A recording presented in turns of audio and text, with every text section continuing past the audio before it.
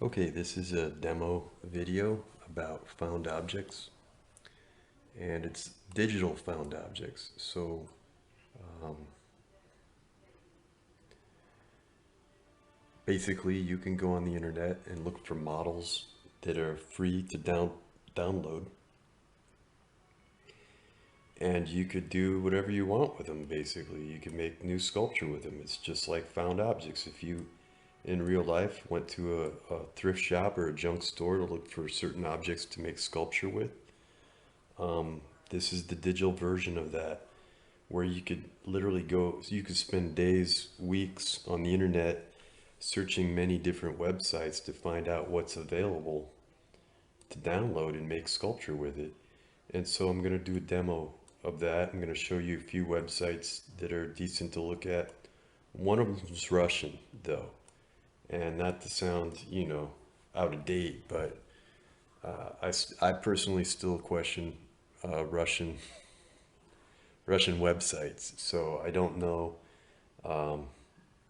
if they're on the up and up or if they're totally safe to use. So I use it anyway. If I see something I need, I figure, I'll go for it. But this house was taken from a Russian website, actually. It's a model of a German house. And so if you had an idea to make something that included a German house, you wanted to 3D print it, or you wanted to run it on the CNC machine, here you go, a German house. So anyway, I thought I'd start out with that as an example.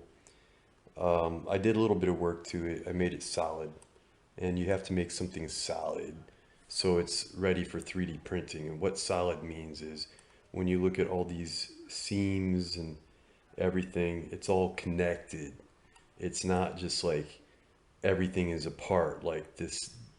All these shingles are not individual parts that could be moved around. It's all, after you make it solid, it's all one seamless mesh. So anyway, this is Meshmixer. Meshmixer is the main software that you'll use for this particular demo. It's a free download. It's very easy. It's operated by Autodesk, which is a good sign. They're a big name in 3D modeling software, or CAD, computer aided, um, whatever the hell that means. So anyway, there's also another one I use is MeshLab, but maybe we'll just get through on using Meshmixer. So let's find out. All right, here's the first, excuse me. This is the first website that I pulled up, and it's called the uh, National Institute of Health 3D Print Exchange.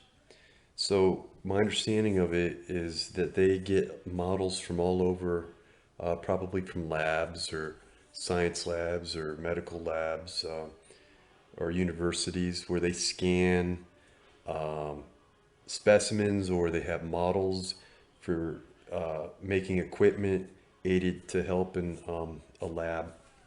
So it's free. All the models are free here. And they're usually, I think, maybe they're in STL form. I'm not sure. We're going to download one. And we're going to go through it and show you some of the stuff that they have. And so you can see this top row. It's like parts for, it says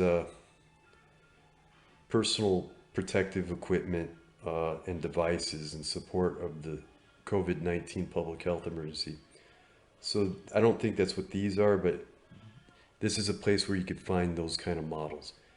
This is a prosthetic wrist, prosthetic project. So anything that might have to do with that equipment, but also we have scans. Like this looks like a dog skull.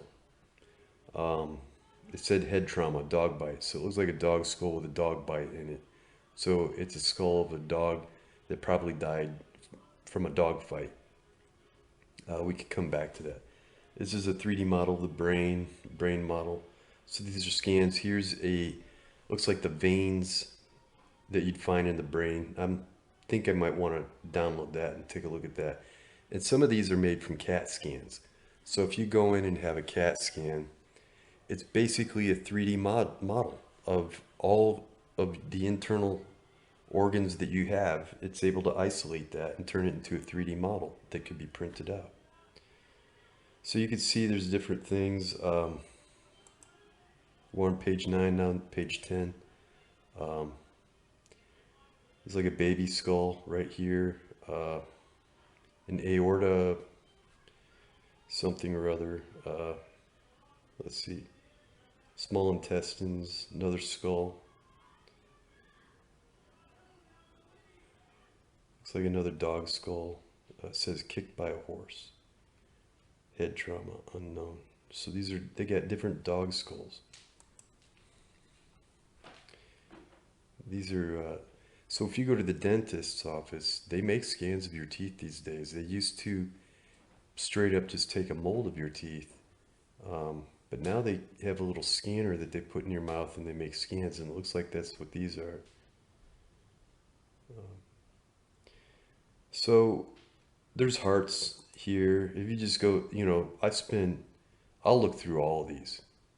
Sometimes just to get ideas or to see if there's something, wow, that's pretty neat. I got to have a model of that. So I used to collect all the skulls that I could find that were scanned, but they're so readily available now. I don't really download them anymore. But I think it's not a bad idea to have a file of all different kinds of skulls if that's something that interests you, which is teaching anatomy. That is something that interests me. I want to go back to that one. The veins of the brain. Let's take a look at that. And we had a student a couple years ago that sculpted things like this, and I wish that I had found this for her at the time. She might have been interested in that. So let's see what we have. Let's go to, it says STL VRML files. I don't know what that, maybe it means virtual reality something file. STL though, that's a 3D print. STL means stereolithograph. So that's a fairly common 3D, object file. So let's see if we could get that. I don't really want to know about them. I want to download it. So let's see. Here we go. So I'm selecting the one that says CNS, Vinography, Nevitt, Dillman. Maybe that's the scientist that scanned it. STL. So I'm going to save that, save as.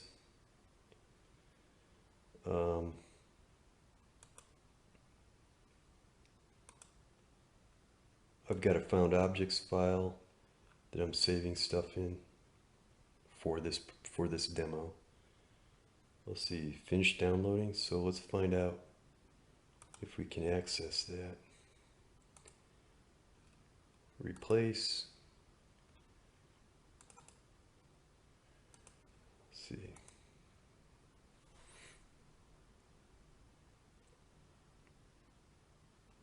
I'm sorry, sometimes this stuff takes a little while. There we go. It's interesting. To me, it doesn't look like it's a great scan, but that's probably because it's probably taken from some kind of a CAT scan, and maybe the quality wasn't great,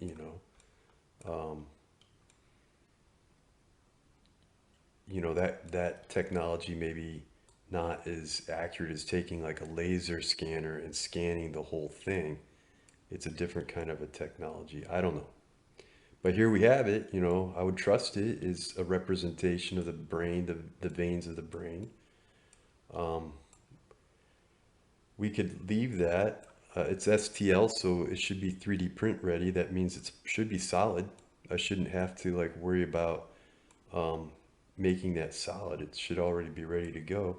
So we're going to make an assemblage. We're going to take different found objects that we can find on the internet, and we're going to make a single sculpture as an assemblage.